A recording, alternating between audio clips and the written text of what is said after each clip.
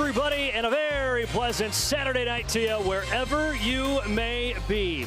We're coming to you from the Glass House, the historic Murphy Center, for the 146th meeting between Middle Tennessee and Western Kentucky. Tonight, it is Conference USA's longest running rivalry. It is 100 miles of hate coming to you from the Glass House.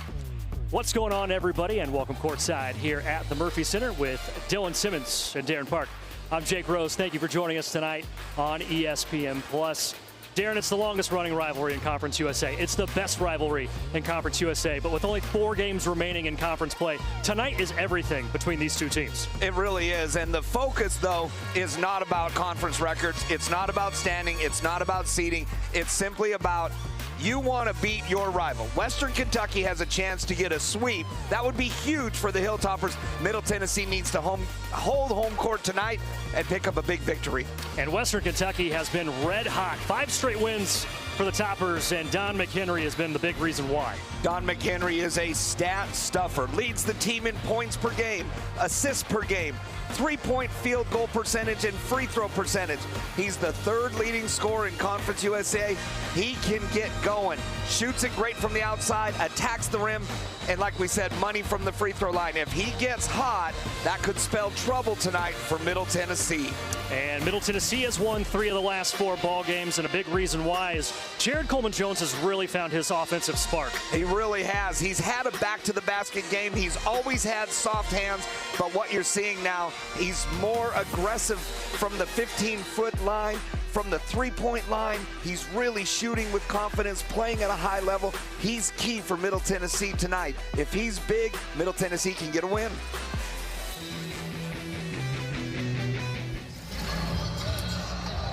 "100 Miles of Hate," a series that started all the way back in 1914.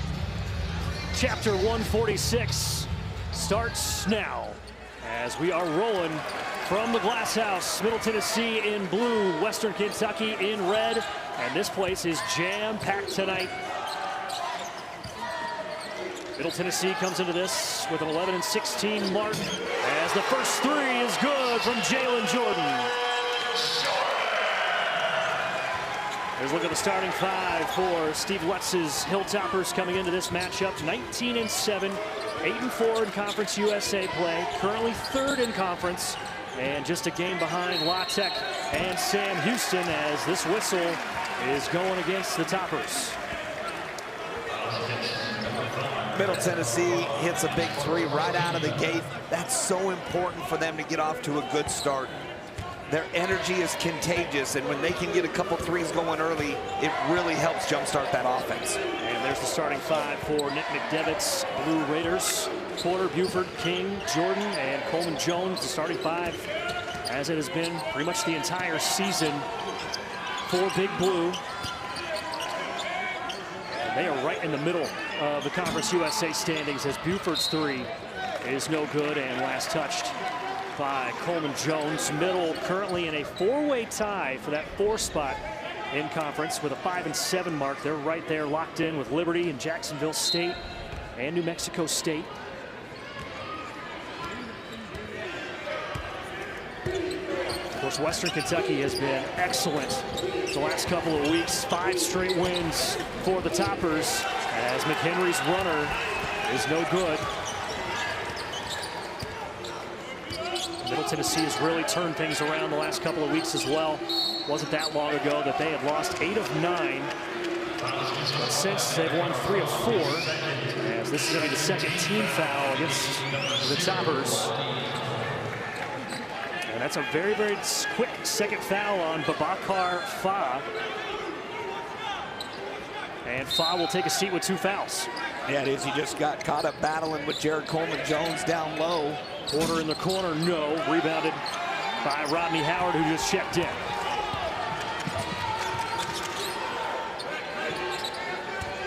Western Kentucky, the #1 scoring offense in Conference USA this season, as that 3 is no good from Brandon Newman. A shade north of 80 points per contest for the Toppers in Steve Lutz's first season running the show in Bowling Green, as Jordan puts up another 3. And Marshall comes away with a rebound for Western Kentucky. This is also the best rebounding team in the conference, the Hilltoppers. And they want to get out and go. They really do. They like to score quick in transition. They want to push the tempo. They want to play downhill. So important for Middle Tennessee to get back in transition D. So far, they're doing a really good job of it. King, this is just about everything on that three-point shot. And Middle Tennessee has been shooting the ball much better from behind the arc the last couple of ball games. However, this is a Western Kentucky defense that protects the perimeter as well as anybody in the country. Yeah, they really do. And the last thing, even though you're shooting it better from three, if you're Middle Tennessee, you still want to get those shots from in-out basketball. We talk about it all the time. Get Jared Coleman-Jones some touches in the paint, play around them, and then if the ball gets back out to the three-point line, so be it. Hit a good shot. Tough fadeaways with the shot clock running down. Porter jumps the passing lane for the easy steal.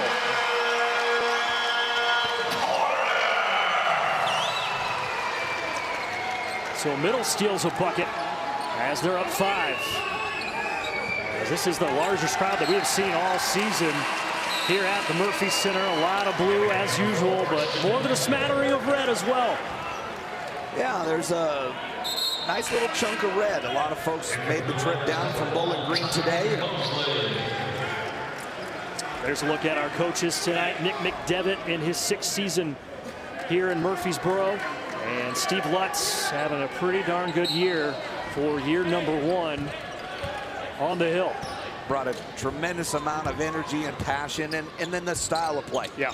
When you can recruit to tempo, I mean, guys like to play fast and they like to play exciting and get up and down, and so he's got a chance to really recruit to this system and get some really nice players.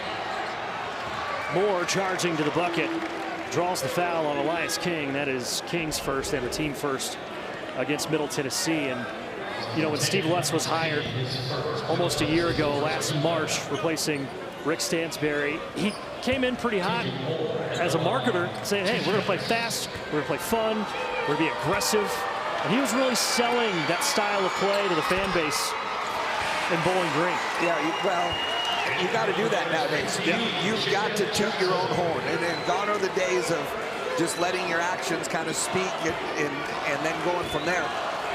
Everybody's about promoting your brand, building your brand, getting your program out there. And in today's age where players come and go so quick year in and year out, it's really important. Steve Lutz came to Western Kentucky and sent a message right away. Porter on the step back 3, lost his defender. Buford offensive rebound, and Buford is fouled and will go to the line. 13 foul against Western Kentucky, and the first against Don McHenry, as Justin Buford, who has been playing arguably his best basketball of the season the last handful of ball games, double figures in 3 of the last 4. Scoring 12 points in all of those ball games. Connects on the first free throw. He's really turned it up here in these last few weeks as we're a week away from March. Yeah, it's hard to believe just 4 games left, including tonight, left in the Conference USA season before we head down to Huntsville for the Conference USA tournament on March 12th. As Buford knocks down both. Middle has an early 7-1 run. Great new venue. Conference USA moving from Frisco to Huntsville, and we got a chance to be in that arena earlier this season. It's going to be a magnificent venue for college basketball. Buford and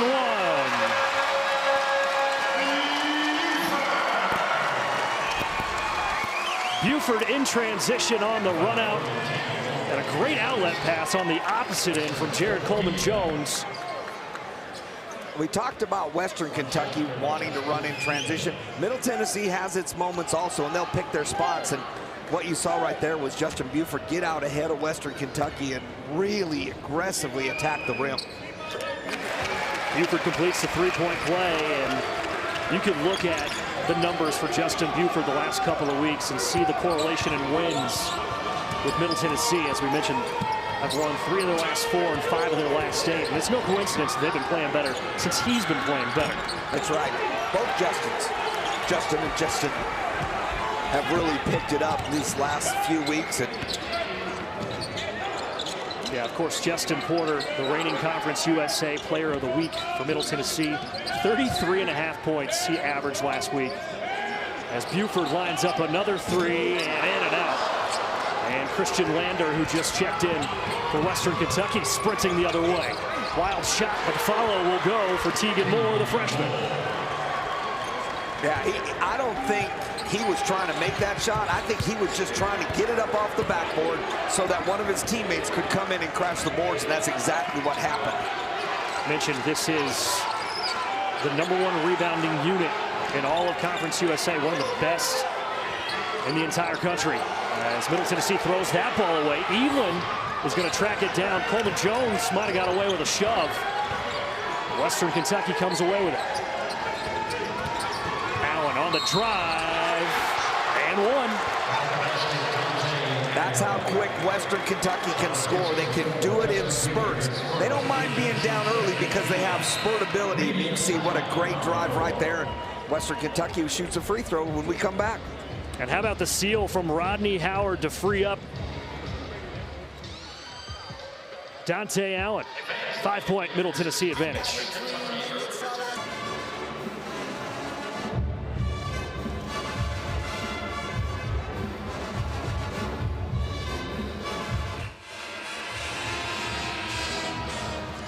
Welcome back to Murfreesboro.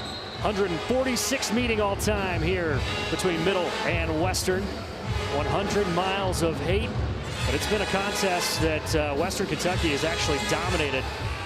Looking for their 100th win in this series. And let's send it over to the third member of our crew tonight, Dylan Simmons. Well, Jake, the first thing I got to say is that this atmosphere is Krakatoa levels of explosive. Incredible atmosphere tonight. Now, for Western Kentucky, we've talked about the fact they have the top scoring offense in the conference, 80.3 points per game. But did you also know they are first in the nation in adjusted tempo, 74.9 possessions in 40 minutes. But right now, Middle Tennessee kind of unfazed by that. We'll see if that changes. Guys, back to you. Break out your thesaurus tonight, did you, Dylan? $2 words over there on the sideline. Thanks for the report, bud. I'm more of a Mount St. Helens guy. Keep it in the United States. Yeah. 3 on the way. Good for Ty Mosley. Getting some run on senior night, and the senior from Chicago connecting on a big bucket.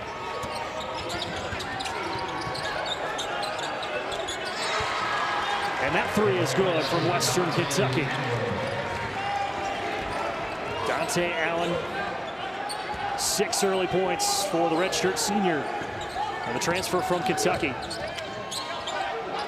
I mentioned this is Steve Lutz's first season as the head coach of Western Kentucky. 9 new players on the roster for Western. Only 4 returning players from the Stansbury era. And very impressive for a first-year coach to come in at a place like Western Kentucky and be able to put up what's likely going to be another 20-win season. Yeah, and luckily, and I say that kind of tongue-in-cheek, I mean, with transfer rules and the portal and NILs, I mean, it's a lot easier to come in with nothing and build something right away. A lot tougher 10, 12 years ago with just the way the rules are right now. So, again, Steve Lutz did it the right way. He went out and found players that he thought could fit into his system and would fit in good in Bowling Green, Kentucky. And so far, the returns have been excellent. He's got himself a nice team, and they're in position to fight for a conference title. Lander's 3 is off the mark. He's one of those transfers, but a holdover from the Stansbury era. The transfer from Indiana as a block is being called against Tegan Moore. That's going to be number 2 against the freshman. Just a little bit late sliding over. Yeah, bang, bang call there. But again, you're seeing Middle Tennessee be aggressive in transition. Jacob Johnson, the redshirt junior from Minneapolis, and the transfer from Long Island University shorts the free throw. And you're going to see a lot of names and faces coming in off that bench for Western Kentucky. They have 9 guys that average at least 18 minutes per contest as Brandon Newman is checked in, and the freshman Chris Loof pulls down the offensive board. A mistake by Western Kentucky there, not pinching on Loof on that free throw block out. Johnson in traffic, using the left hand over Allen.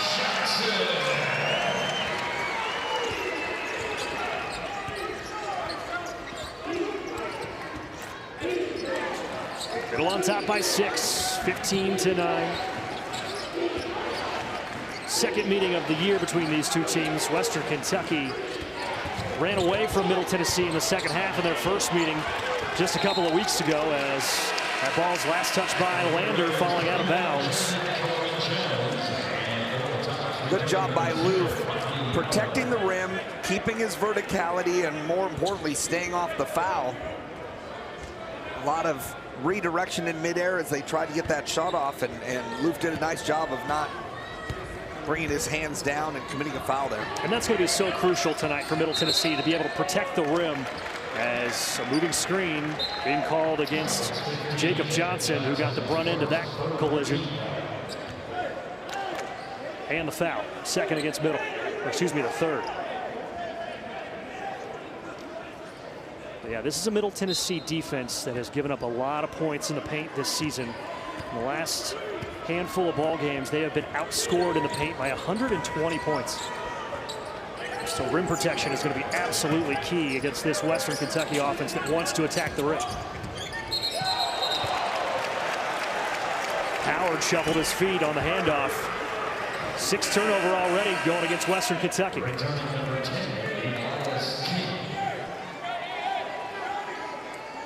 Yeah, they're historically a team that wants to try to score before they turn it over. But right now, Middle doing a nice job of just disrupting Western offensively.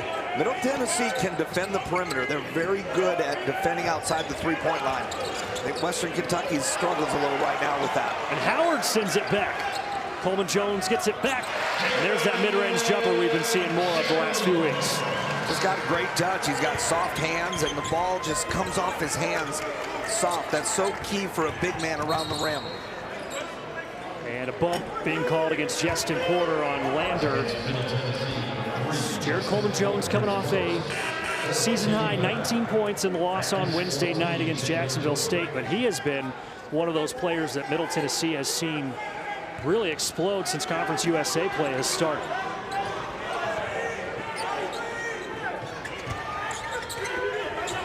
McHenry in trouble, dropping it off for Howard, who takes the bump, and he'll be at the line. Nice two-man action with McHenry and Howard right there. Just didn't even really screen hard, just kind of slipped that roll right there. And McHenry did a nice job getting him the ball quickly so that he could turn and absorb the contact and try to get it up off the rim. First foul on Justin Buford as Middle picked up their 15th foul, and Rodney Howard has been playing exceptionally well. Started the first 8 games in the starting 5 this season, but he's been coming off the bench for the last 17, and he's been great in the last 8 ball games, averaging 13 points per contest off the bench. And quite honestly, some players just feel more comfortable getting a feel for the game before they get out there, or you know, coming in, and it's up to the coach to try to fit. Yeah, Manu Ginobili made a Hall of Fame career out of it.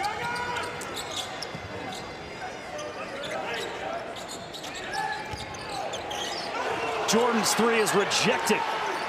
Marshall got a big hand on it. 8 to shoot for Middle. And now Coleman Jones slowing it down with 5. Backing down Howard.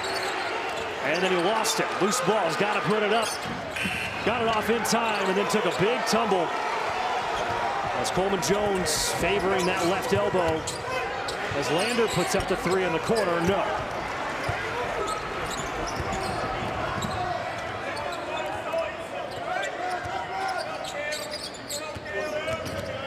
Jordan off the screen, in trouble now. Trey Green has been playing so well for Middle Tennessee off the bench.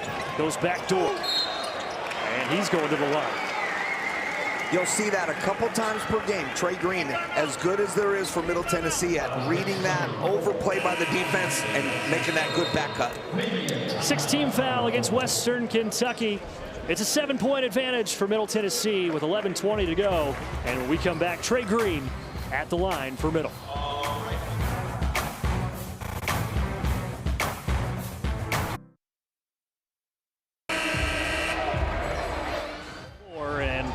Dylan talked about it in his update coming back from the last break, talking about how Western Kentucky leads the country in pace and number of turnovers per 40 minutes. And they're as advertised tonight. Bring out your track shoes. Yeah, they're getting out and trying to get something quick, whether it's a three or a rim attack. Problem is right now they're not going in. They're missed some shots, and to Middle Tennessee's credit, they're out rebounding Western right now. They've got an advantage, and some of those second shot opportunities have actually converted into points right now. So Middle Tennessee doing a nice job on the boards, and Western Kentucky a little cold shooting here in the first half so far. Middle out rebounding Western Kentucky 13-7, as Western Kentucky just 3 of 11 from the floor, as Trey Green splits a pair of free throws, and Middle has an 8-point advantage. These teams met back on February 3rd. Western Kentucky walked away with an 88-65 win, but the game was tied at halftime at 38. But Western Kentucky just absolutely dominated in the second half. But here in the first 9 minutes of this game, it's really been Middle Tennessee that's been putting the pressure on Western. Yeah, and nothing overly aggressive pressure-wise. They're kind of just right, you know, heels to three. But Western Kentucky right now really struggling with any sort of continuity offensively. And you know, in February, the last thing you want to see as a coach is the ball being thrown out of bounds. Count it for Jalen Jordan on the three, as Christian Lander picks up the foul. And fouling the jump shooter. You know, just uncharacteristic mistakes right now that are really hurting Western Kentucky. Jalen Jordan, one of the 3 seniors being honored tonight for Middle Tennessee, along with Ty Mosley and Elias King. And what a journey it has been for Jalen Jordan. Missed the last couple of years with back-to-back torn ACLs. Worked his way back onto the, not necessarily the roster, but into the starting 5, into the rotation. And he's definitely had his moments, as he's got a quick 7 points here tonight. Had a big game against Western Kentucky a couple weeks ago with a season-high 22 points. Howard with good positioning over Loof, couldn't get it to go, or the follow, and Ty Mosley comes down with it.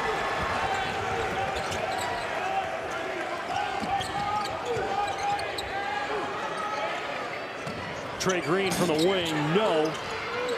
And Loof, the freshman, with an offensive rebound, and he's tied up. And a jump ball is going to be called, and Western's going to take away a possession. And that's the 6th offensive rebound so far here for Middle Tennessee. Yeah, they're absolutely doing a great job pursuing the boards on the offensive end. This is the #1 defensive rebounding team in Conference USA and 5th overall in the entire country in Western Kentucky, averaging 29.5 defensive rebounds. Howard in the paint, set back by Loof.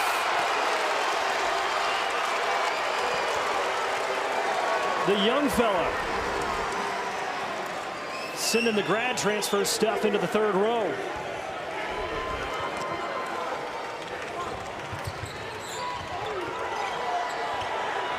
Quick 3 on the other end, and then Loof fouled a jump shooter, as Brandon Newman's going to go to the line. And I think Newman got away with a little bit of a push to get open to get that catch. You can see he really sent Jalen Jordan flying down to the baseline.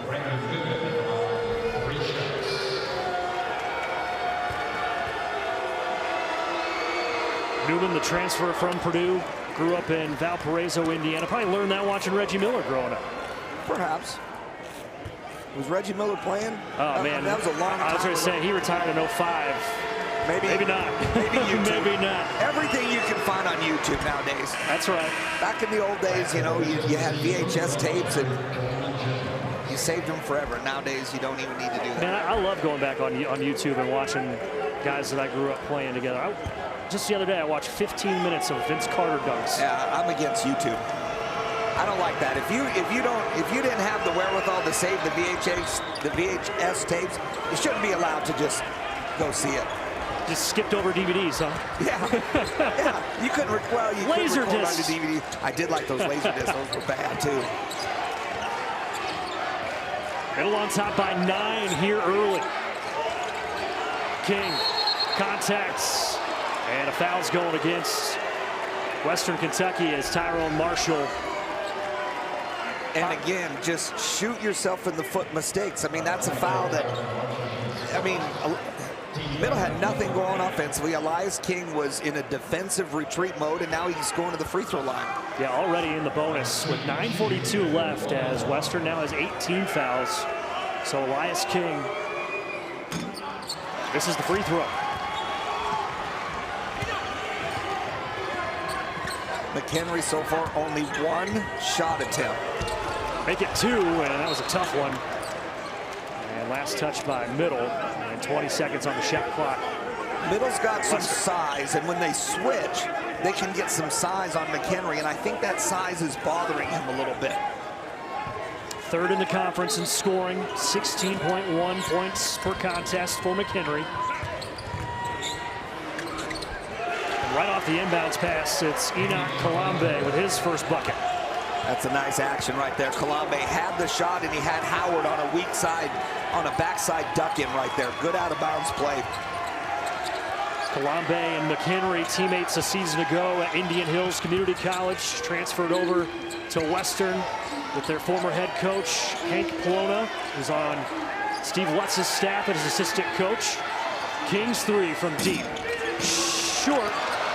And batted around, and Middle comes down with another offensive board. That's the second offensive rebound where Western timed it wrong, and it took a different bounce. That time, though, Middle Tennessee couldn't make them pay. Kalambe dropped it off for Newman. No. And both teams trying to find the rhythm from outside the arc. A combined 4 of 18. Coleman Jones had it swiped, staying with it, got it to go. And I don't know how he did. He was buried under the rim, went through the contact of Howard, and just had whatever English he could on it to get it to just fall right over the rim. And then a foul is going to be called on Jared Coleman Jones. Fans don't like it, but Coleman Jones says, yeah, a little too much. Here's another look.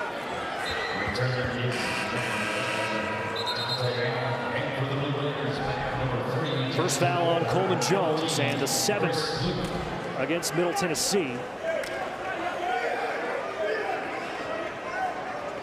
So both teams in the bonus with plenty of time remaining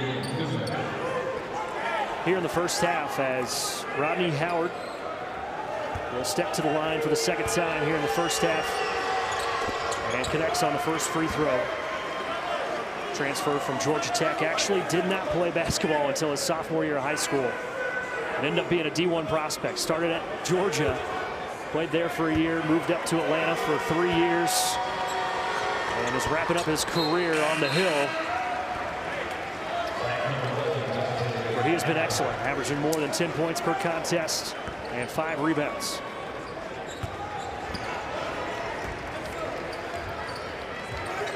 Seven-point advantage for Middle, 24-17.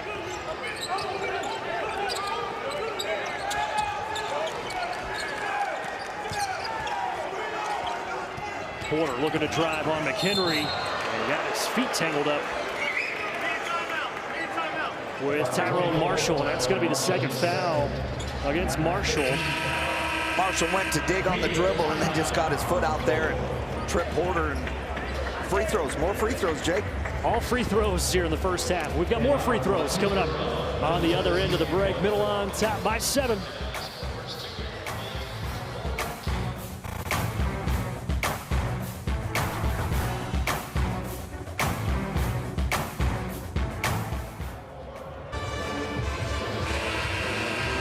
Middle Tennessee on top by 7, 24-17. And Darren, what are they doing defensively to stymie this Western Kentucky offense that leads the conference in scoring? Well, their size on the guard line, I think, is bothering Western a little bit. And they're switching a lot of guard-guard exchanges, and they're switching hard out to a deny. And when that happens, that disrupts the the offense, the flow, it blows up the offense at the point of attack. So Middle Tennessee right now with those switches really have just in the half court got Western stalled, and then in transition they're actually dodging some bullets because Western's missed some wide open looks. Justin Porter, the Conference USA Player of the Week, knocks down both free throws, coming off the game of his life last Saturday in this building when he had a career-high 41 points, which was the third most in Middle Tennessee program history. Went 8 for 8 from behind the line as Newman on the slip. And right there, you saw that was a great adjustment. Instead, because the switching is happening, they never came together. They just went ahead and looked like they were coming up for that exchange, and then we got the back cut right there, and on that back cut, Newman got himself a layup. Ty Mosley getting some run tonight on senior night. His first appearance in the last 9 ball games for Middle Tennessee as Coleman Jones had that one bounce off his knee. 6th turnover for Middle. Well, with this pace, I think it's great that Middle Tennessee is getting some other guys some run, especially early on here in the action. Newman, corner 3, got it. And all that started because Jared Coleman Jones went for a steal and didn't get it. And the minute that happened, that broke down Middle Tennessee's defense. First 3 tonight for Brandon Newman. 10 points per contest for the transfer from Purdue in his first year on the hill at Western Kentucky as Nick McDevitt takes a timeout. Middle Tennessee on top by 4. And yeah, rare that we see Jared Coleman Jones playing that far out defensively, but especially risky to make a move like that. Yeah, that's a little over aggressive right there. I mean, normally bigs are kind of inside the three-point line, but I get what Middle's trying to do. They're trying to get out and be aggressive and like I said, choke off the action before the ball could get swung from one side of the floor to the other and then back. But you can't, it's so risky. If you reach and miss, then it puts so much pressure on your back line, especially if you're the big and you miss, because then there's nobody inside the paint. Again, both teams already in the bonus here. They have been for the last couple of minutes. Porter on the drive around Newman, tried to go over Howard, and a big clear by Rodney Howard. Step back 3 on the way from Allen, no good, and Coleman Jones. Boy, his rebounding is going to have to be big time tonight. Yeah, Western Kentucky, you saw there in transition. They don't run to the rim. They run to the corners because they want 3s in transition, not 2s. They really do a nice job spacing the floor, which then gives McHenry a chance to knife through the lane and try to get to the rim like he does. It was a butcher knife on that play, trying to cut right through the meat of Coleman Jones, but nothing doing. Porter, a little 1-2 step up and under. Yes, sir.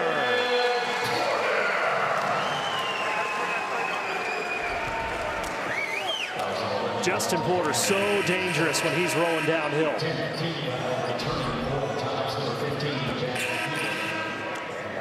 And I like it more and more. He's finishing at the rim instead of with the pull-up.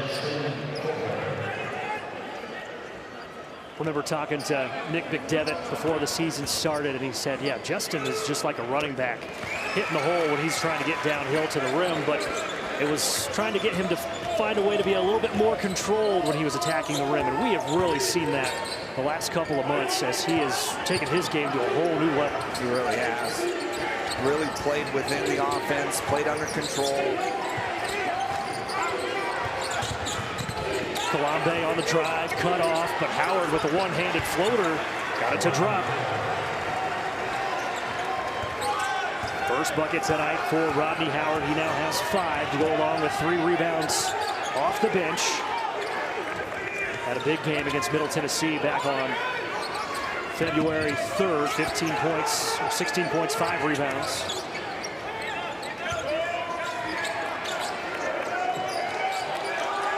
To shoot for Middle. Porter, guarded by Edler. Got to put it up. Fading, tough shot. And Newman comes down with it. You see the Western Kentucky bench encouraging their team to get down the floor.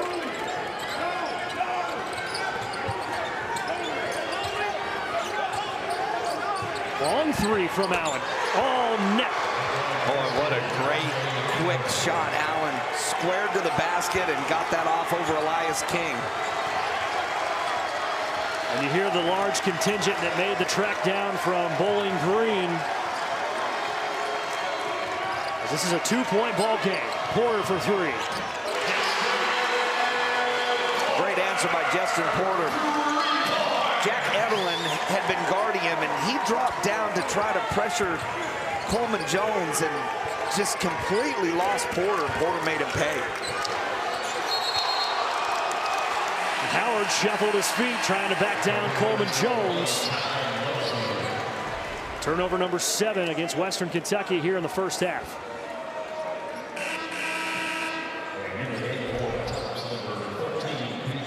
Elias King will take a seat, as does Rodney Howard for Western Kentucky. So the 5 on the floor for Middle Tennessee: Ty Mosley, Justin Porter, Trey Green, Jacob Johnson, and Jared Coleman Jones. While it's Newman, Allen, Maribel, and Kalambe for Western Kentucky, as Maribel is checked in for the first time tonight. Senior out of Knoxville. Porter step back three. Just rimmed it, and Newman comes down with another rebound. Edlin's really pressuring Porter out there on the perimeter, really trying to push his catches out.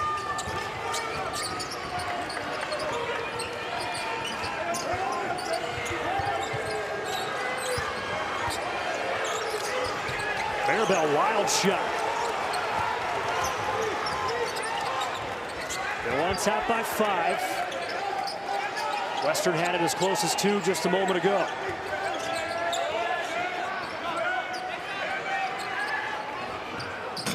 Coleman Jones' jumper is off, and Nick McDevitt clearly not happy with the shot. Well, that's in his arsenal, but when Coleman Jones waits and thinks about it, it's just a little bit tougher for him. And Evelyn knocks down his first bucket tonight, the freshman from the Ville.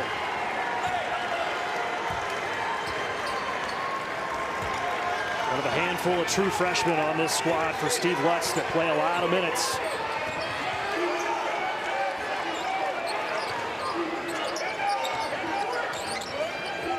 Trey Green.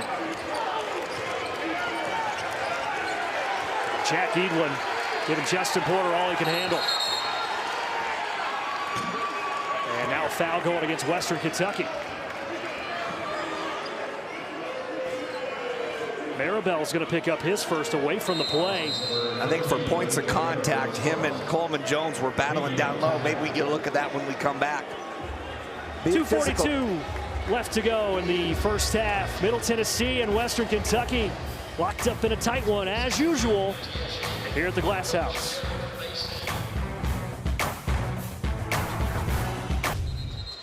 .242 to go before the break. Middle Tennessee leads Western Kentucky 32-29 in a building where Middle Tennessee has been so tough to play against the last few years. The last 46 home games, Middle Tennessee 38-8, and they are allowing only 60 points per contest in that span. And Darren, you were trying to say before we went to the break that this game has gotten really, really physical. Yeah, you're seeing it on the guard line, and that's why both teams have been in the bonus for the last 6+ minutes. But also down low, you're starting to see Howard and the other bigs for Western Kentucky try to push Coleman Jones off the block and make him get catches a little bit further away than where he's comfortable getting them. And right there, the official got him for just too many points of contact. Coleman Jones at the line. Foul win against B.J. Maribel, as Jared Coleman Jones rolls home the first free throw. Now 5 points for the transfer from Northwestern here in his 5th year in college basketball, 4th year in Middle Tennessee, and mentioned it earlier, he has been excellent in Conference USA play, averaging 13 points and 9.5 rebounds. 5 double-doubles for JCJ in Conference USA play.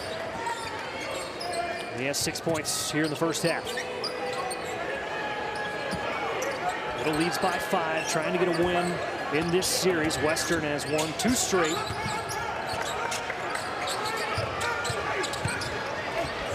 Tough drive and a tough bucket from Enoch Kalambe. He's coming off a season-high 11 points in the win on Saturday against New Mexico State. That's another thing we haven't talked about. This is a pretty well-rested Western Kentucky team. They haven't played in a week. Haven't played in a week and are riding a 5-game winning streak, so they have been playing with a lot of confidence.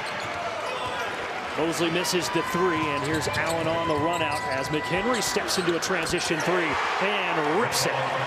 It just was a matter of time, and I was sitting here thinking, somehow, some way, if Coach Lutz has a setter or something, they've got to get McHenry involved in this offense. Well, transition 3 will get that done. And we are tied up at 34. Middle led by as much as 12. Trey Green frees himself up. Shorts the mid-range jumper. Here comes McHenry, always looking to push. Another 3.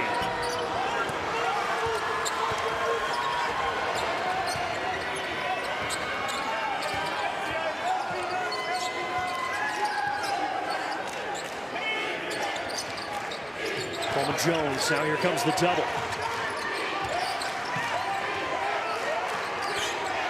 10 to shoot.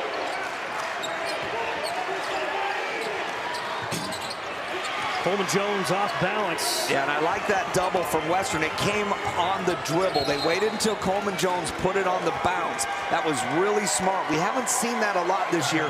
We see a lot of double teams on the catch, but when it comes on the dribble, it makes it a lot tougher for a really good passer like Coleman Jones to then gather it and kick it back out. And you can see Coleman Jones when he got that ball in that kind of extended post. He very hesitant, I want to say hesitant, but he's looking for shooters first, and then he's going to his back down moves. He does, and that's why he's not a traditional back to the basket in that scenario. He goes kind of 3-quarter, we call it, or where it's kind of an open post. Tim Duncan is the one that really made that famous years and years ago. Not trying to date myself, but all right, if the kids don't know who Tim Duncan is, then you need to get on YouTube and watch the big fundamental. I'm against YouTube. Get a VHS. Call my buddy Tim Stofka or Dave Wiseman. They've got, hey, Wiseman probably has old 35 millimeter. Reel, yeah. The old film, yeah, not even VHS. What was before that? Remember you used to watch films? No, before that, the old school. Oh, like a reel, like a movie, yeah. I got you. The old projector, and you'd have to thread the projector right there. Fantastic. Western takes the timeout. 48 seconds to play here in the half. McHenry pull up Jay. No. Kalambe with the follow, and he's fouled. It's amazing. Western Kentucky elevates and just hangs. And a couple times they jumped too early and they didn't get the rebound. But you saw Kalambe just kind of almost levitated right there and was able to get his hands on that basketball. Another look at it. The rebound. See Kalambe playing above the rim. The junior guard, 6'6", from Gatineau, Quebec.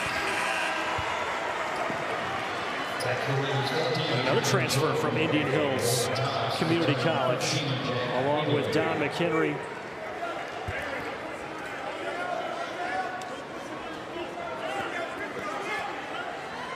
You see that a lot too nowadays, is package deals, and kids want to keep playing with players that they've played with and feel comfortable with. And it helps when you're turning over a roster because those players actually have history together, and makes it easier for them to come in and into a new system because they already know each other.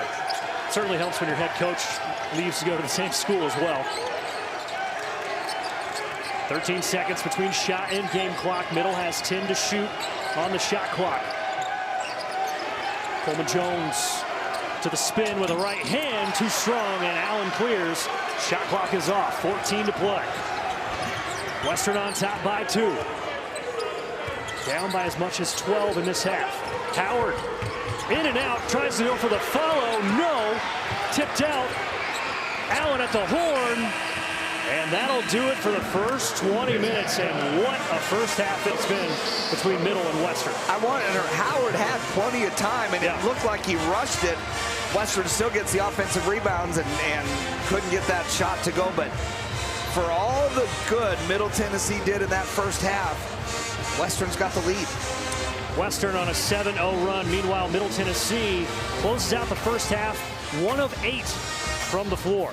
Western on top by 2 here on 100 Miles of Hate. Halftime for Murfreesboro. Coming up next.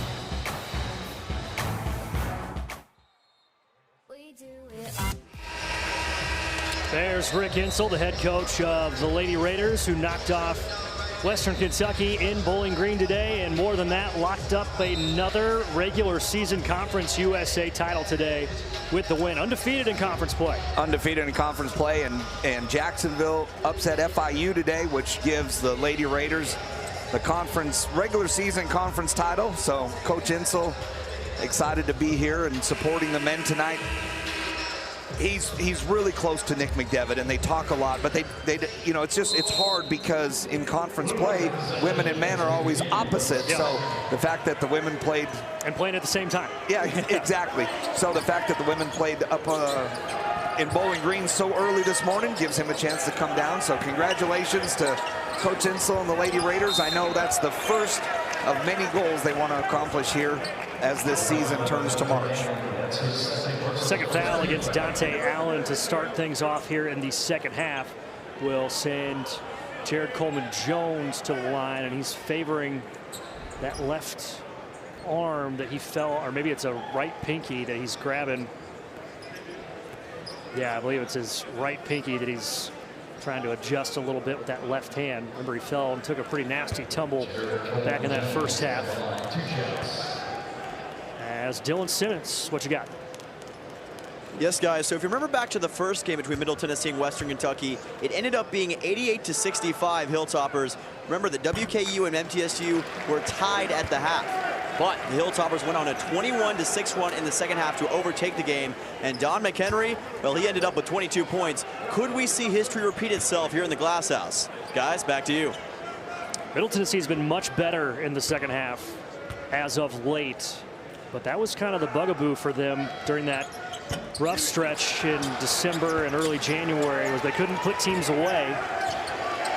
And they let those 6-point deficits turn into 9-point deficits, which turned into 15-point deficits really quickly. As Marshall spinning, no, the follow won't go for Fa, and then his second will. And you see the athleticism of Fa. He left to go pursue that rebound before the shot was even up to the glass. Fa had to sit with those 2 early fouls, so he should be fresh. Jones steps into a 3.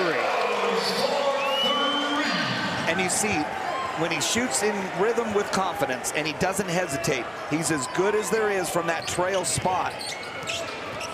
44% from behind the arc this season is Jared Coleman-Jones, as he connects on his 15th three-pointer this season, and he's had 2 straight games where he's made at least 2 from behind the arc.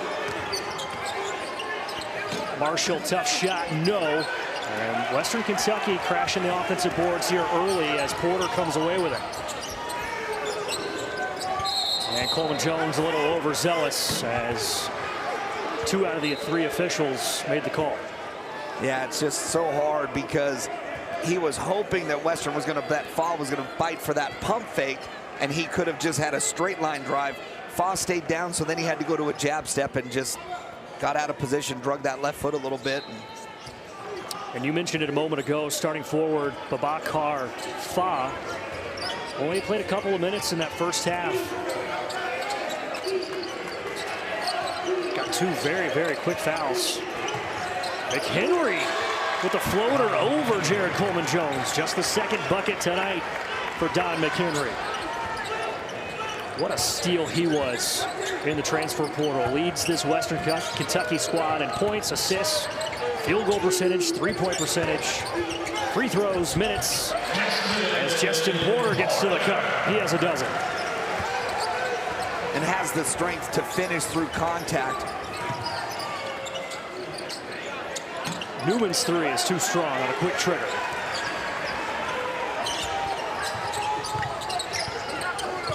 Johnson cut off on the baseline by Marshall. Now Coleman-Jones will roll home back-to-back threes. No hesitation, catch it in rhythm, and get into that aggressive shot. Coleman Jones really, really good when he does that, as is evidence right there. 2 3-pointers here in the first 3 minutes.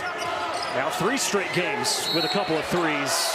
And now he has a couple of fouls. First team foul against Middle Tennessee, as Babacar Fa,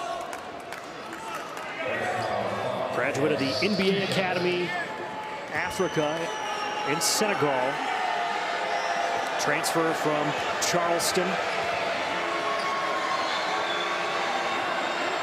knocks down the first free throw.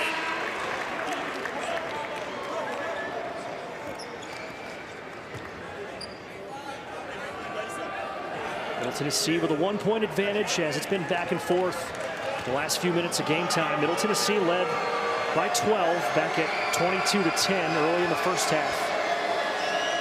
Western Kentucky was able to chip away and give themselves a 2-point lead, as Fa will take a seat in favor of Rodney Howard, who had 5 points in the first half. And Fa's taking a seat so that Coach Lutz can talk to him about how he needs to defend Coleman Jones, the adjustment that needs to happen. You've got to be there on the catch now. Porter found Johnson. Johnson found his follow. 4 points for Jacob Johnson. Middle back in front by 2, 44-42.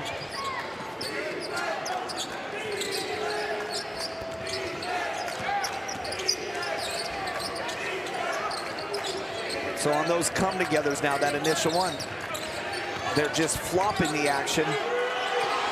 McHenry's coming back to get that ball. That's a good adjustment against this switching that Middle Tennessee's showing on the defensive end. Marshall probably should have came down with the rebound instead of trying going for a putback, as Porter skies to the rim, can't get it to drop. Just had the wrong angle shot. Allen going the other way. No, got his follow. A lot of missed shots being rebounded by the original shot taker here tonight. And again, just so quick in transition from defense to offense and getting the ball up on the rim where then they can pursue the rebound. Yeah, if you're going to play for Steve Lutz, you got to be able to run, play defense, and rebound. Backdoor cut to Johnson, trying to work his way around Allen, and Allen got him with the body. It's going to be 3 fouls on Dante Allen, as we are going to step aside with 16 minutes even to go here in the second half. And we are all tied up at 44 apiece here at the Glass House. Stay with us on ESPN. Tied up at 44 with 16 minutes left in the second half. There's Jared Coleman Jones, who is in his 6th straight game in double figures. He has 12 tonight, and Darren really on the last few possessions been showing the entire arsenal. Yeah, we know, we talked about it in the opener. We know what he can do around the block and in the paint. But what has really been impressive for me is when he gets those catches outside the 3-point line, and he doesn't hesitate. He pulls the trigger in confidence, in rhythm, in the flow of the offense. There is nothing tougher to defend than a big man outside the perimeter that can just rhythm shoot like that. Currently on the bench, getting a breather. He also has 9 rebounds, so he's knocking on the door of his 6th double-double, and all 5 of his double-doubles have come in conference play, as Jacob Johnson connects on the first free throw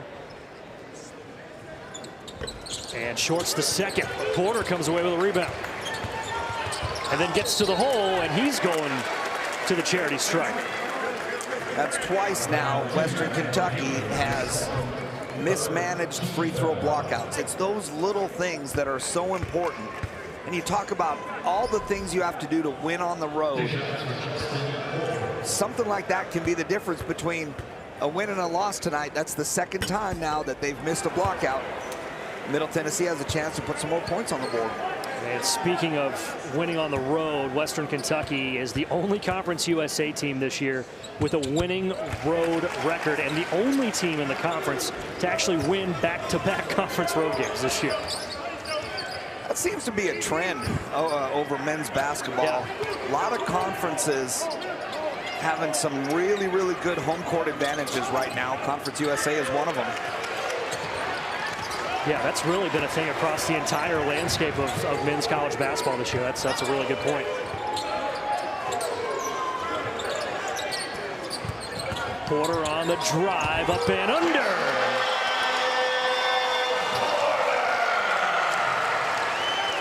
Justin Porter put a little Dr. J spin on it.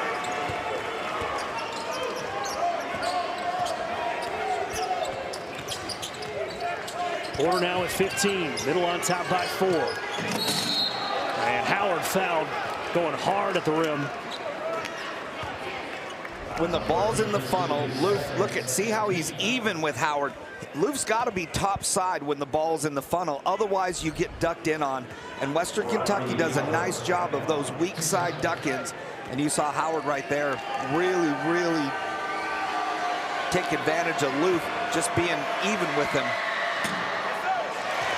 Howard misses the first free throw. Grew up in Ypsilanti, Michigan. Ypsilanti. I was there one December. It was cold. Went to play Eastern Michigan. Yeah. God, it was cold. And you're from Montana. I know. I told somebody today that I'm not as tough as I used to be. Maybe I just was never tough at all. People are saying. Who's saying? People. Somebody tipped it up and in. The PA says Justin Buford. So give him 17, or excuse me, 7. And a foul going against Middle on the other end. And it's going to be Loof again. And Howard just, right now, I mean, Loof's trying to body him and be physical, but on the catch, you saw Loof was bodied up to Howard. He's got a gap on the catch because that's the only way he can try to keep Howard in front of him.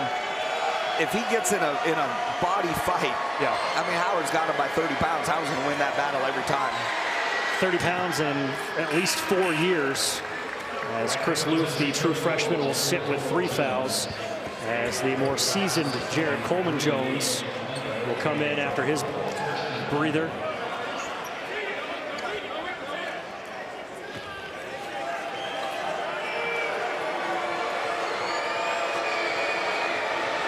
Howard with 7 points, 5 of those coming at the stripe. 4-point advantage for Middle Tennessee. Trying to pick up their 10th win at home this year. King looking for one, too strong. And Buford came skying in from the backside. Howard might have got away with a walk on the rebound. Kalambe, no. Western only makes about 6.5 3-pointers per contest. Connected on 4 tonight. King in the corner, got it! We talk about the passing of Jared Coleman-Jones. That was a set play right there because they actually had a baseline screen to make sure they got King open in the corner. Christian Lander is checked back in for Western Kentucky as well. Middle on top. 53-46 after the first bucket tonight from Elias King. Lander driving, and he will go to the line. And Jared Coleman-Jones, I believe, is picking up foul number 3. Third against Middle with 13:38 to go. And Christian Lander, the transfer from Indiana. It's been an interesting ride for Lander the last several years. He was a top 15 recruit in the class of 2021, but then he reclassified to the 2020 class when he was being recruited by Archie Miller at IU, and was still a top 25 recruit in that class. Only played a few ball games for the Hoosiers, and then found a home in Bowling Green, where his dad actually played football for Jack Harbaugh. And Lander has his first bucket tonight.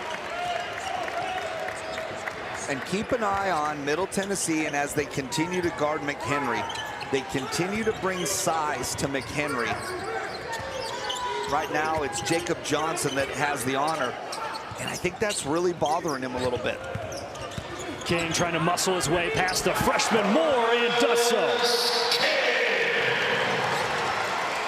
So the senior giving the freshman the business.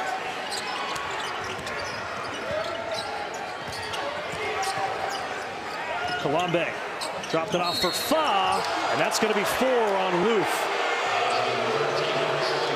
And now Nick McDevitt has a decision to make on what he wants to do as Coleman Jones has sitting with 3 fouls. Do you let the freshman ride it out?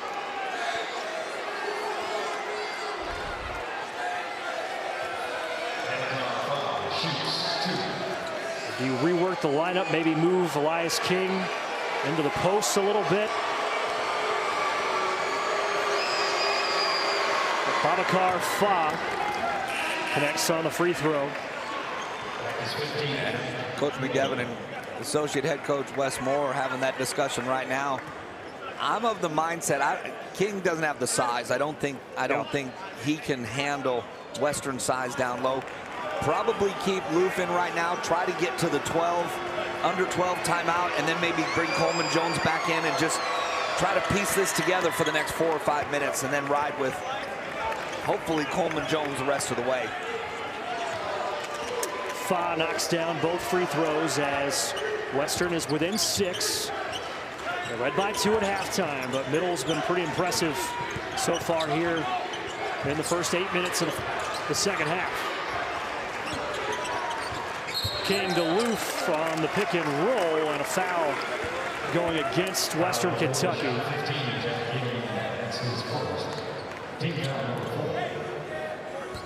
Edlund picking up his first team foul, number 4 against Western. 19 to shoot for Middle. Corner 3 for King again. This time it's too strong, but Loof with the board. Buford in the lane, short set. Loof got a hand on it, and Porter comes away with it. Another offensive rebound. Offensive rebounds was how Middle Tennessee got the lead in the first part of the first half, and they're doing the same thing again here to start the second. 3rd foul against Tegan Moore, the freshman, fouling fellow freshman Chris Loof, and that is team foul number 5. Both teams with 5 team fouls here in the second half, and Middle with a fresh 20. King in the corner. Got it! Loof got away with an illegal screen right there, and Coach Lutz is really upset, but he absolutely clocked that Western Kentucky player and leaned into him too, so it's not a foul if they don't call it. Middle coming the other way on the Moore miss. King going right at that freshman. And Colombe with the rebound and then turned it over. And Nick McDevitt fired up, trying to get the Blue Raider faithful into it.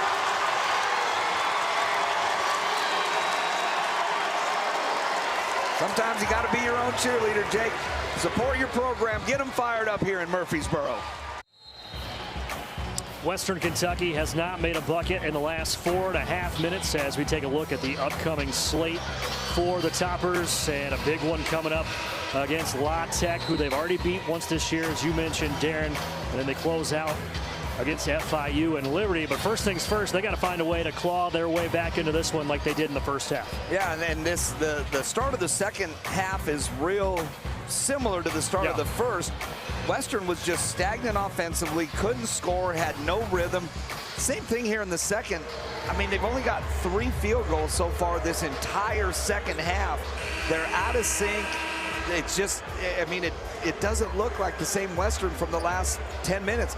And then Middle Tennessee, big shots, man. 4 3-point baskets here in the second half, shooting 80%. We said if Middle Tennessee can get hot from 3 and make threes, they can play with and compete with anybody in Conference USA. Quick shot from King, who's knocked down a couple here in the second half, and Middle shooting 56% from the floor here in the second frame, and Western Kentucky, 3 of 11 here in the second half. Newman trying to change that, rim the 3. Porter comes away with it. And Porter lost it, but he was fouled. And how about this? Chris Loof, the freshman, still on the floor for middle, with Coleman Jones still catching that breather. 16 foul against Western Kentucky as Christian Lander picks up his third. Sorry, yeah, I mean, you know, ride the hot hand right now, and not necessarily Loof from an offensive standpoint, but just these 5 on the floor have ignited a nice little run for Middle Tennessee. You don't change that momentum. Don't rock that boat. If he's feeling good right now and Loof's doing okay, you just stay with him and try to, you know, if he can get another 2 minutes out of him before he picks up a 5th foul, or maybe hopefully he doesn't pick up a foul at all. Jordan in the corner off the inbounds pass, no. And Western pushing it up ahead to Fa. Loof sent it off the backboard, and we'll get another look at it. It was close. Yeah, I thought it got on the backboard, and then Loof hit it right there. But what a play by Loof, and what a play by Fa to run the floor and make that catch, and even just to gather and score it right there. Yeah, one heck of an outlet pass from Don McHenry too. As Dylan, you've got a report. Yes, guys, on that last time out for MTSU, I can tell you there were high fives exchanged. They were fired up. It was a mentality of don't stop. Watch how WKU is working the perimeter offense. The general feeling, the game is yours for the taking. Now take it. Guys, back to you. Yeah, thanks, Dylan. Good report. As last touch by Western Kentucky, 10:44 left to go. As McHenry just struggling from the floor, struggling to get open looks, and to your point, the length of Middle Tennessee's defenders on the perimeter probably giving him some headaches. I think it is, because Western Kentucky doesn't run a lot of things to get McHenry a catch or a shot. It's a basic motion offense. And he's the point guard. Yeah. So he starts the offense. So, you know, unless you do a lot of ball screens or something like that to try to get him some mismatches. But right now, I think the size that Middle is bringing to McHenry has really, really affected his ability to create for himself. Yeah, Steve Lutz spent 4 years at Purdue under Matt Painter, and then 7 years at Creighton. So you better believe his offense is running that basic motion style offense under Greg McDermott, as this foul's going against Western Kentucky. First team foul against Newman. First personal foul against Newman, I should say. 7th team foul against Western will send Elias King to the stripe.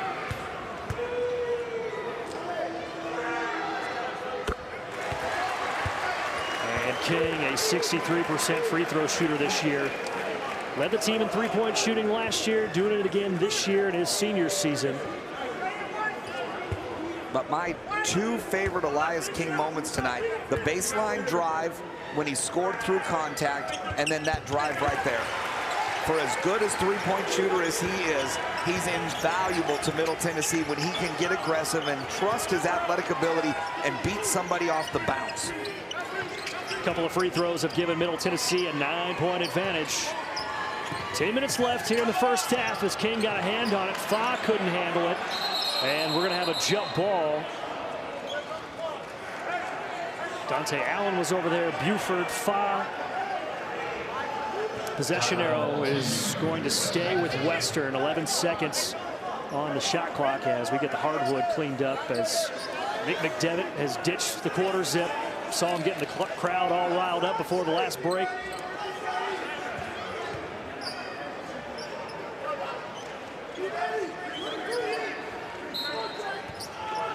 To shoot. McHenry just 5 points tonight. Guarded by Johnson. Allen's 3 in the corner. No.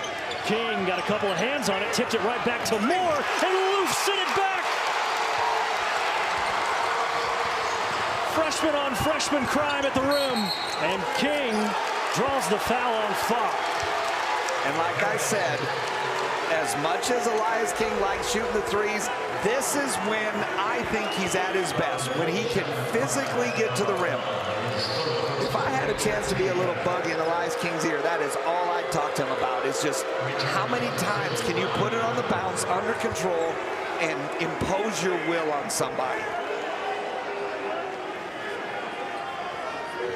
A mix of boos coming from both fan bases. Western didn't care for the call. Middle Tennessee fans went with 5-0. How they feel on his trek back to the bench. And Chris Loof getting a big round of applause from the Middle Tennessee fans.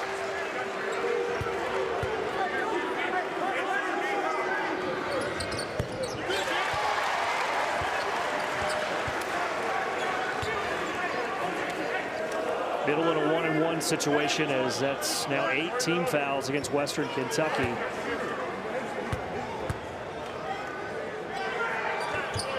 Middle 16-24 from the stripe. And Elias King has really come alive here in the second half. All 12 of his points have come after the break. And Middle has an 11-point lead again. Ball tipped by Justin Buford, and I'm really happy that he got to that ball before it got to me. Yeah, I'm indifferent about it. I thought you could have done something with it. Now, if it got to Chip or Kyle, a whole different story. But I've seen you, Paul. Yeah. Middle leads by 11, 9.5 to go. Newman spinning, mid-range jumper, and he's fouled as Jalen Jordan lost all body control on that one, and it'll send Newman to the stripe.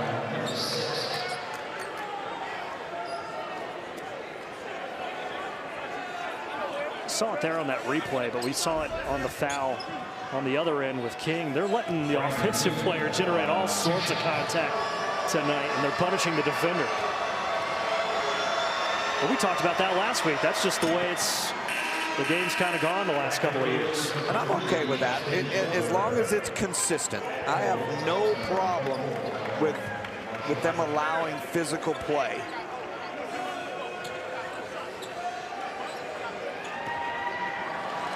Brandon Newman, second leading scorer for Western Kentucky this season. Preseason all-conference selection. Got both free throws, and he's in double figures for the 14th time this season. Well, scoreless in the first meeting against Middle Tennessee. Has 10 here tonight. And Middle turns it over. Just the 7th turnover for Middle Tennessee tonight. They are now just 1 of 7.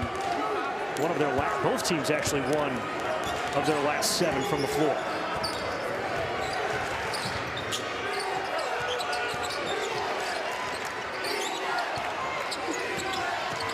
Marshall cut off, dropped it off for Howard. Nice pass. Really good action right there. The handoff to a baseline drive. It just forces Howard's defender to come help. That's Coleman Jones. And then Howard just curls to the rim. Coleman Jones spinning in the paint. Howard was there to meet him. Last touch by Western. As Jared Coleman Jones needs a committee to help him up. I think Coleman Jones just shorted it. I think it was surprised Howard that was able to stay with him and get a hand up to contest that shot.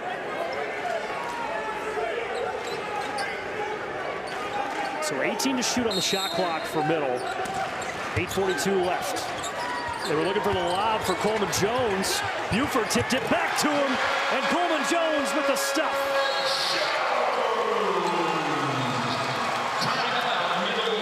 The ball is bouncing Middle Tennessee's way here in the second half, outscoring Western Kentucky 30-19.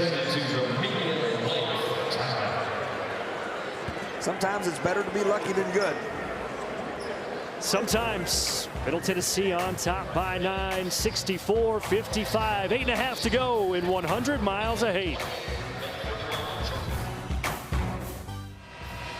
Jared Coleman Jones in double figures for the 6th straight ball game. 1 rebound shy of another double-double, and one stat that's not on that graphic.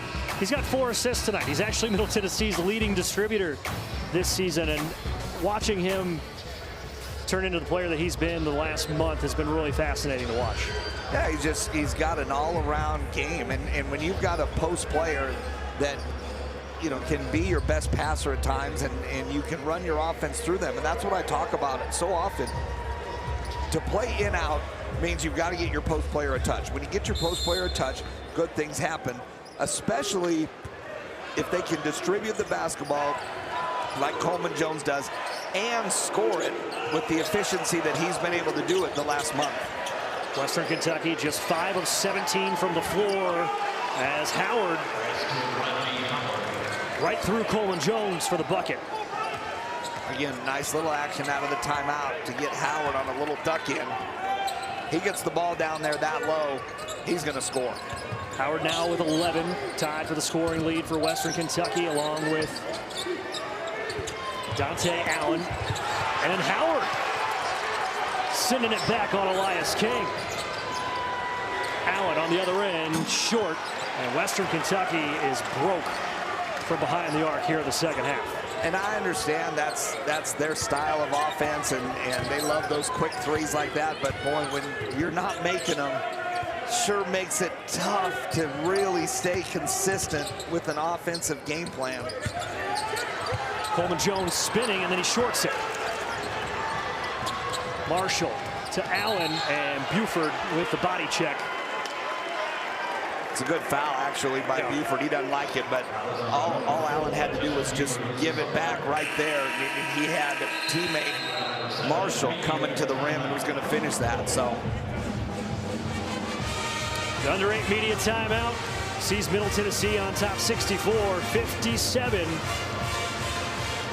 More coming from 100 miles of hate on ESPN.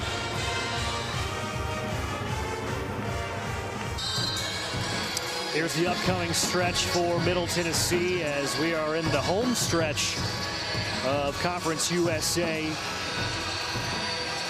Heading to Sam Houston on the 2nd, then back home for the home finale against Liberty, and then taking on first place La Tech. And a conference title is probably out of reach for Middle Tennessee, but every game from here on out is so important for seeding in the Conference USA tournament. Yeah, it is, because they get the right draw. And again, if they make threes, if they can consistently make three-point shots, they're going to be in every game from here through the conference tournament. Dante Allen missing the 1-and-1, but Howard tracking down the rebound. Marshall's three on the way, no. And Middle comes down with it. Conversely, if you can't make three-point shots, you're not going to win games. Western Kentucky hasn't made a three-point shot here in the second half. I think only 4 for 17 or 18 now for the game. King backing down. Marshall threads a pass to Coleman Jones, and JCJ will head to the free throw line. And again, Elias King imposing his will. Howard had to come over to help, and Allen late getting there on the V-back to get inside position on Coleman Jones. Really nice pass by Elias King. So we've been talking the last couple of months about teams really imposing their will against Middle Tennessee and points in the paint, and how big of a gap that is for Middle Tennessee. Then to close, mentioned at the top of the broadcast that just in the last 6 games, Middle Tennessee has been outscored in that stat by 120 points. Tonight, they're actually winning that battle by 4. Great rim protection, and to your point earlier, or well, really all game, great perimeter defense. Yeah, their perimeter defense has been good, and again, the size has absolutely affected Don McHenry, Western Kentucky's leading scorer. Back to a 9-point advantage for Middle, despite being 1 for their last 8 from the floor. Sorry, Jake. Look at Johnson up on him. Just, Johnson's got about 3 inches on him. Newman switching gears and getting Coleman Jones up in the air to score. That's the 2nd or 3rd time tonight that we've seen Rodney Howard with a great seal to free up a guard. King's 3 is off the mark. And McHenry comes down with the rebound.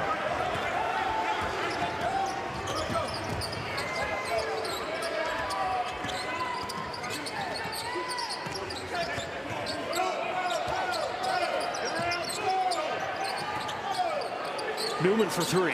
Nope.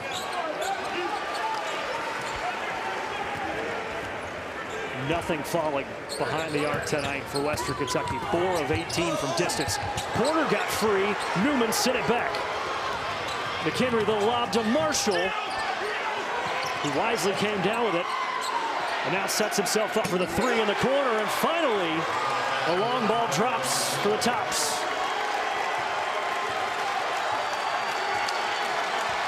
And now the Western Kentucky contingent on their feet, as their team's now down just 4. Middle one for their last 10.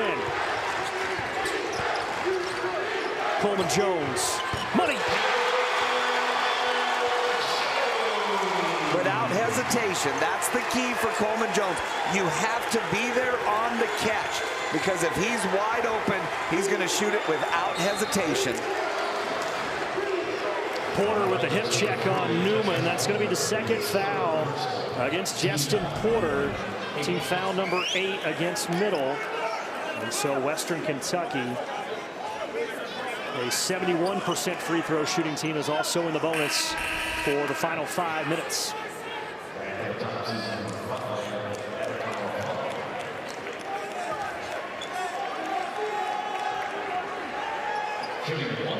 So Brandon Newman, product of Valpo High School in Valparaiso, Indiana.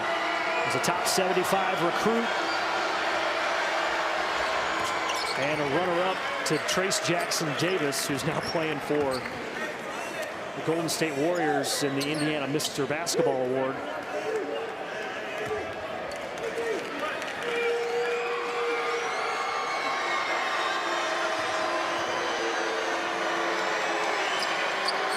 And Newman has 14.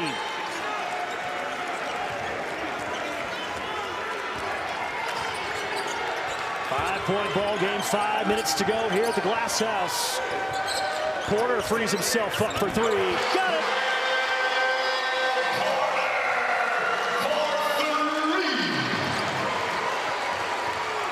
Second 3 tonight for Justin Porter. He has 18.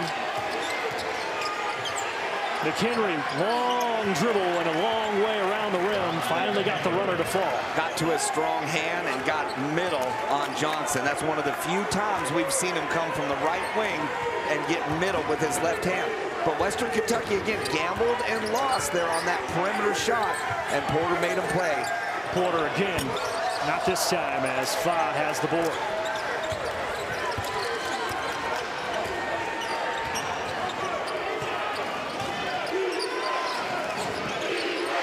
Marshall gave up his dribble. Now it's McHenry. Marshall. No. Coleman Jones can't come down with it. Buford does. Buford running. Porter in the lane. Tried to drop it off for Buford, but instead it was Tyrone Marshall. Yeah, time and score. You want to pick your spots to be aggressive. I thought Porter that time could have maybe just backed it out a little and ran a little clock. And don't let Don McHenry get hot. Back-to-back buckets for the leading scorer for Western Kentucky, has made it a 4-point ball game yet again.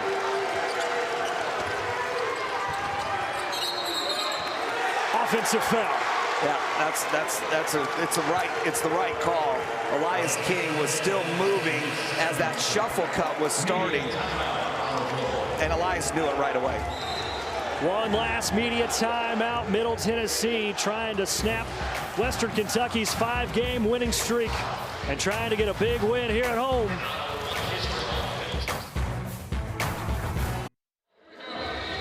They've played this game 146 times since 1914, when Woodrow Wilson was in office. And rarely does this game ever disappoint, and tonight's another classic. That's what makes rivalry games so special. I mean, you know, it doesn't matter. One team could be hot with a 5-game winning streak. The other team still at times struggling throughout the year, but when you get a chance to face off across your rival, there's just, from a competitive standpoint, there's nothing better. And those were my favorite pregame speeches, because you really didn't have to say much, because the kids understood exactly how important that game was. Jared Coleman-Jones, back-to-back 19-point games. Had 19 points in the loss against Jacksonville State on Wednesday. He's done it again tonight. That ties a career high. Justin Porter also with 18, and Elias King for Middle Tennessee has come alive here in the second half. All 12 of his points coming after halftime. Meanwhile, Brandon Newman leading the way for Western Kentucky with 14. Devontae Allen and Rodney Howard with 11, and Don McHenry. Back-to-back buckets make it 3 in a row for McHenry. Yeah, Johnson got caught chasing McHenry off that shuffle cut, and the minute you got behind him, McHenry did a great job of just slowing his bust down and getting the angle to seal and getting a layup. 11 points, 6 boards for Don McHenry, 2-point ball game. Loof, the freshman, looking for shooters. Finds Porter on the wing, no. And Allen comes away with a rebound. Western Kentucky can tie or take the lead. They've knocked down 4 of their last 5.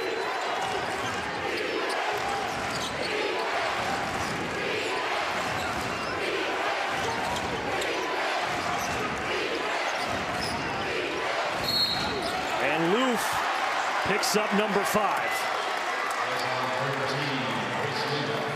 Had to again.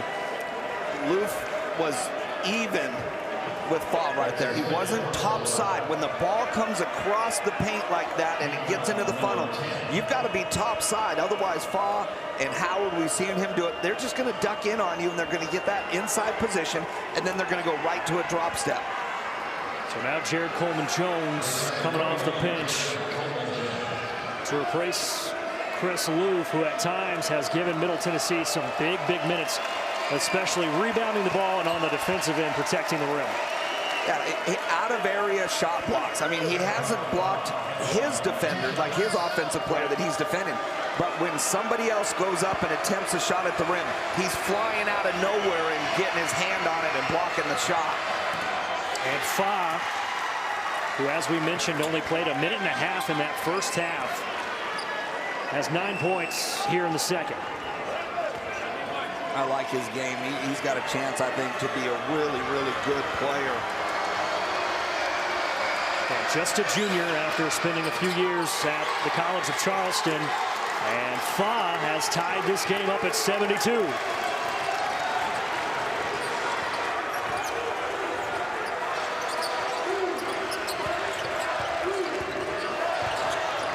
Porter driving, trying to drop it off for Johnson. And a kick ball going to be called against Western Kentucky. So 20 seconds will stay on the shot clock as Western is on an 8-0 run to tie this thing up at 72.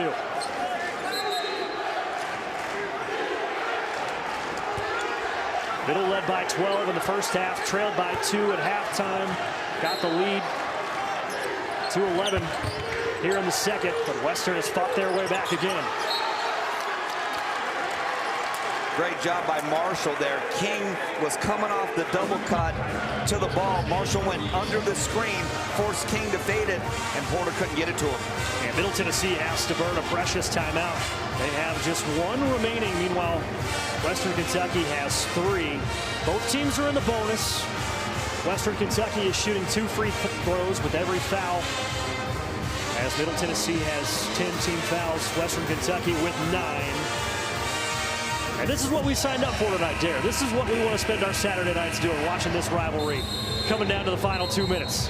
It didn't look like it was going to be that way as Middle kind of extended that lead there midway through the second half. But again, so similar. The first half, Western started slow, Middle got out to a big lead, and then Western came roaring back to take the lead at halftime. Second half, we saw the same thing. Middle gets out to a nice lead to start the second half, but here comes Western Kentucky. History certainly repeating itself, and for the final 2 minutes of this ball game, what do you want to see from Middle Tennessee offensively? Because, as we said a little bit ago, this race car has hit the brakes. Yeah, need to see him continue to attack the rim. Get Coleman-Jones the ball down on the block. Let him play in out. If he throws it out to a shooter, that's fine. And King lost it on the inbounds pass. Got tripped up And sharing some words with Tyrone Marshall. King maybe thinks he got tripped by Marshall, but he didn't. That's that old elevator screen right there, and they tried to run that on the side, and as they closed the gates there with Coleman Jones, and I didn't see the other one, but I wonder if just King's feet got caught up in it. Costly turnover. 2 minutes remaining. And now an offensive foul going against Western. They tried to run that same action and have McHenry come off the back screen, the little shuffle cut. That time, Buford was defending him, and he got over it, fought through it, so that McHenry couldn't score, couldn't do anything, and then he pushed off, going that back the other way. 4 fouls on Babacar Fa. So he will sit. And now every possession just so precious to where. And both teams with no shot attempt the last 2 possessions right there. So, hey, all square, we do it again.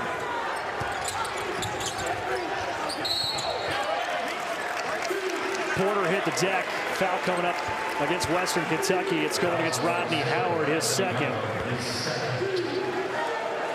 So 2 shots from here on out for either team. Both teams in the double bonus. And Justin Porter, who has 18 points tonight. This is the first free throw. Middle 18 of 27 from the line tonight. 68% this season as a team. 1 of 2. And a 1-point lead for Middle.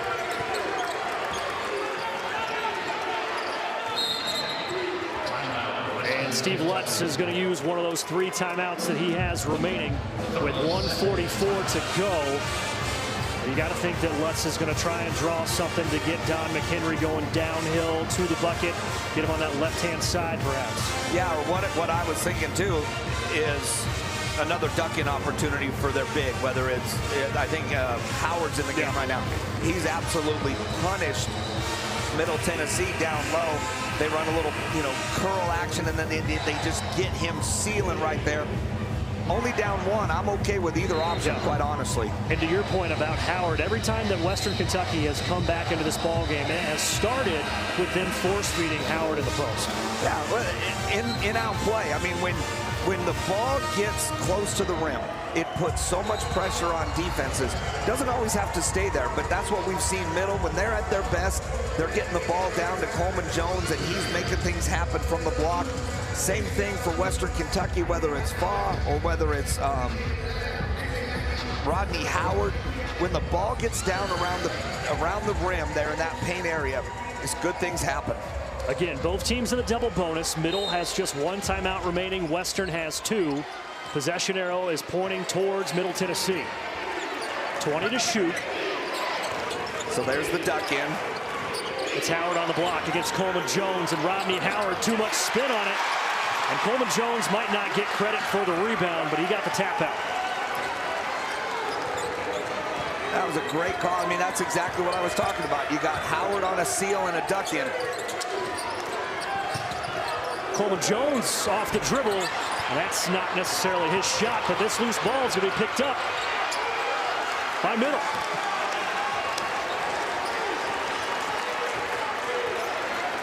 Neither team can afford the sloppiness that we have seen the last 10 minutes. As we have 1 minute left, Middle on top by 1. Coleman Jones on the block, guarded by Howard. King lost his edge, kept his dribble. He's in trouble, and Nick McDevitt has to use his last timeout.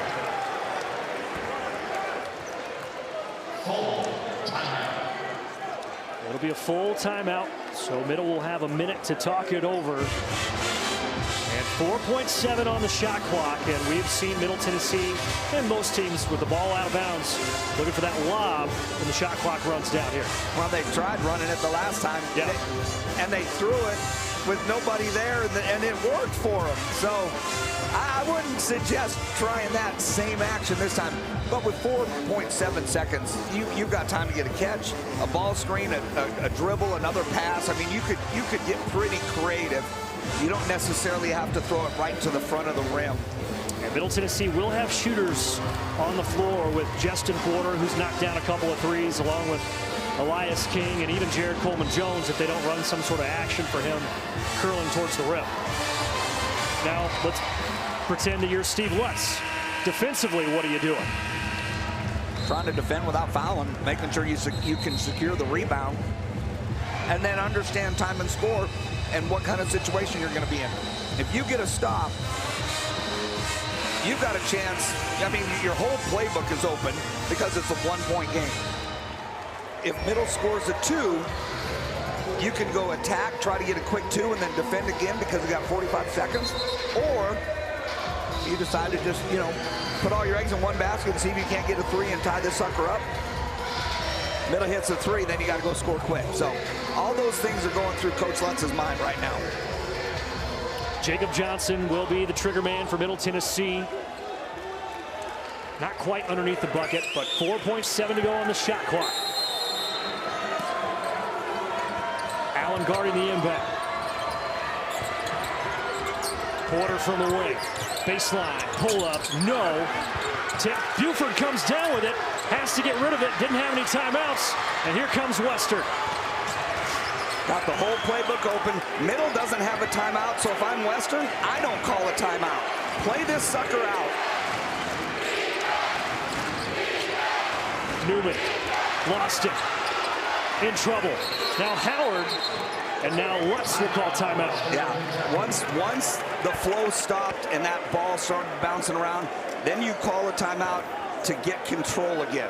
But I love the idea. I wouldn't have called the timeout either. Let them play it out. Yeah. Don't give Middle a chance to talk and try to set up defense or come up with any way to stop what I'm doing offensively. Again, Middle Tennessee, no timeouts remaining. Western Kentucky has one. Both teams in the double bonus. The possession arrow favors Middle Tennessee. 20 seconds even remaining and 12 left on the shot clock. And again, plenty of options for Western Kentucky to go to with 12 seconds to shoot. Well, if you're Nick McDevitt right now, you're talking about what happens make or miss because you don't have any timeouts. So, you're going to get the ball back, barring it giving up an offensive rebound. There's 8 seconds difference between the shot clock and the game clock. That's plenty of time. Again, a foul will send Western Kentucky to the line for 2 free throws as Don McHenry will They're going to throw it to Marshall. Howard's going to seal. Sorry, Jake. Look at how it's set up. Yeah. They're going to try to throw it to Marshall. Then Howard's just going to turn and duck in because Coleman-Jones has to be below him. They go to Marshall. Marshall can't bring it in. Coleman-Jones comes away with it off the fingertips of Jacob Johnson. An absolute rocket as Coleman-Jones couldn't quite corral it before. He was falling out of bounds. And now Western Kentucky with life is now Coleman-Jones and Elias King slow to get up underneath the Western Kentucky bucket. So they had a double back screen for Marshall. So I was wrong. I thought they were just going to take the easy thing and go to the duck in. They ran that double back screen. They went right to Howard, really going for the seal on Coleman-Jones. Yep. Tried to get inside position and throw it there to that backside. And Steve Lutz has used his final timeout, so neither team has timeouts remaining. Middle Tennessee still has the possession arrow. I think they're reviewing the play, so I don't know if they're going to charge Western for this timeout. I think they're making sure that it did, in fact, go off of Middle Tennessee. So now the ball's on the side. 15 seconds. Now the shot clock's off. Yeah. So now, if you're Middle Tennessee, you've got to defend without fouling, and against the team that is known as the best offensive rebounding team in the conference, you get one defensive rebound, you win this basketball game. Side out of bounds. Western keeps their timeout, so 1 remaining. Middle has none. Marshall on the side. Can Middle get a stop with a 1-point lead? It's McHenry, guarded by Buford. Off the screen. In trouble, lost it on the way up. Porter tries to save it. Loose ball. Buford's got it. Trying to call timeout, but he doesn't have any. And now a jump ball with 2.3 to go. And Western is losing their mind because Buford tried to call a timeout and he didn't have it. Yeah, he signaled for a timeout. Absolutely.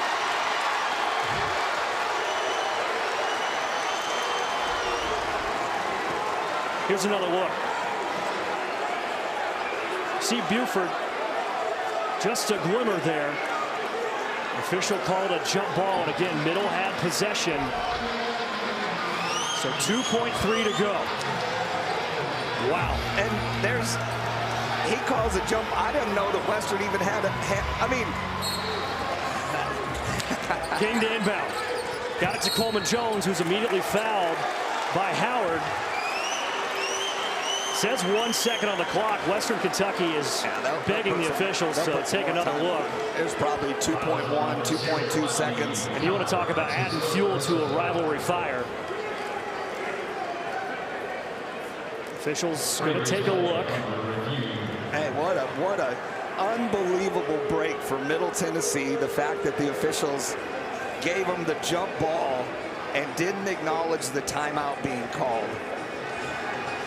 Yeah, that was very, very obvious from having it right in front of us. Hey, sometimes the ball bounces your way. Man, on the golf course, I hate when the ball doesn't bounce my way. I need a couple breaks like that. So Middle Tennessee has a 1-point advantage. Neither team,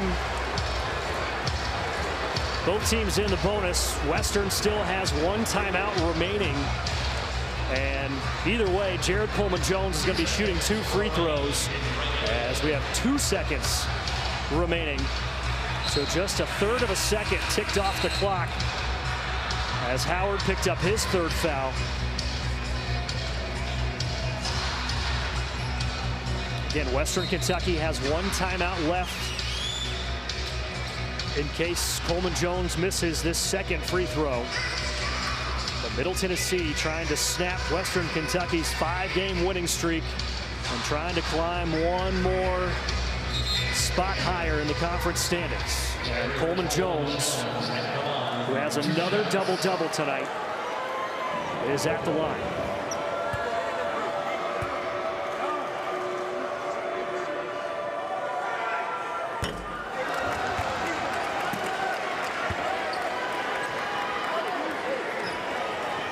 Western Kentucky gets the rebound. You got to think a pass and a shot, or they got to use that timeout. As now Elias King comes into the box. Coleman Jones at the line. And he makes it. And has a new career high. Timeout, Western Kentucky. All right, so Steve Lutz will call that final timeout as Western Kentucky will take it out underneath their own bucket. And I know what you're going to say. You wish you could advance the ball. Well, yeah, but if not, I almost wondered if Coach Lutz would just try to throw it to half court, call a quick timeout. You'd burn about 0.3 or 0.4 seconds, but then you'd have the ball at half court with 1.4 seconds, a chance to get a catch and shoot. So, but yeah, this, I mean, you know, I don't understand it. It doesn't make any sense why you wouldn't have that rule in men's basketball. But we don't have it. So we don't have it, and we've seen game-winning shots time and time again in March on these long out-of-bounds plays. When you only need a 2, you don't need a 3. So, I mean, in theory, you could, you could throw it all the way into the paint to Howard and try to get a seal really quick or a drop step or something. I mean, 2 seconds, if you get a catch around half court, you got a time for 1 dribble. Touch pass, maybe. It'll be interesting to see if Middle Tennessee puts anybody on the ball on the baseline. And if they do, who it's going to be. Yeah, the other interesting thing is I looked up at the arrow. Well, the scores table has the arrow going to Western, but it's not. It's as it should, yeah. So 2 seconds left. Middle on top by 2. Tyrone Marshall to trigger. King guarding the inbound. Look at, Marshall running the baseline. Baseball pass to half court. Picked off by Porter, and Middle knocks off Western. no field goals, 4 turnovers in the last 4 minutes, but somehow, some way, Middle Tennessee finds a way to win a game at home, a rivalry game that they desperately needed.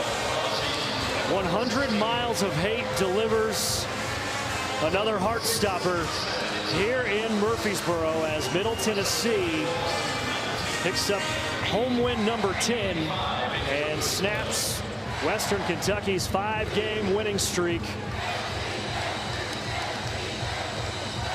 And the energy in here tonight from both fan bases was absolutely exceptional. As Nick McDevitt celebrating with the kids and the family, waiting on him to stop by to say hello to Dylan. And here's the head coach of Middle Tennessee, Nick McDevitt, with Dylan Simmons. Coach, I don't think Steven Spielberg could have wrote a better script than that. This Western Kentucky team, they beat you guys 88-65 the last time out. What was different tonight? Yeah, in rivalry games, anything can happen. They got the best of us up there, particularly in that second half. We were tied at halftime up there, 38 all, and they whipped us in the second half. Tonight, it was very similar at halftime, 36-34. I just thought we stayed tough the whole second half. Coach, this WKU offense is the best scoring offense in CUSA. How did you guys shut them down for large portions of this game? Yeah, I don't know that we did. It felt like it at times, then you look up and they got 72. They're just so balanced. McHenry's good. They got big wings that can shoot it. Their post players are big and physical. They just put so much pressure on you at every position. But again, I was just really proud of our guys and how tough they stayed. Well, there's not much better than 100 Miles of Hate. How sweet is this victory? It was a good day. Our women's team went up to their place and won a regular season championship today, and we were able to kind of tie the season series ourselves. Coach, congratulations. Go celebrate with your team. Thank you. Appreciate it. Guys, back to you and have an electric night. Thank you, Dylan. And Middle Tennessee fans going to have an electric night tonight as they swept Middle Tennessee, men's and women's. Of course, the women's team locking up the Conference USA regular season title. But this game here tonight, everything we could have asked for, Darren. Yeah, I mean, you couldn't have scripted a more exciting ebbs and flows, and Middle would make a run, then Western would make a run, then Middle would answer. And, you know, you had big plays from big players and you know, some timely bounces that you know, go your way, and that's what you need. And that's why college basketball is what college basketball is. It's so electric and exciting, and the fact that one bounce going one way can completely change the outcome of a game makes it special. There's going to be a great rest of February and an even funner March. Middle Tennessee wins 74-72 despite no field goals in the last 5 minutes of this one. Jared Coleman-Jones was excellent tonight. A career-high 20 for the big fella as he has another double-double as he added 11 rebounds and 4 assists. For Dylan Simmons and Darren Park, I'm Jake Rose saying so long from the Murphy Center, where the final score tonight is Middle Tennessee 74, Western Kentucky 72. This has been a presentation of ESPN from the Borough. So long, everybody.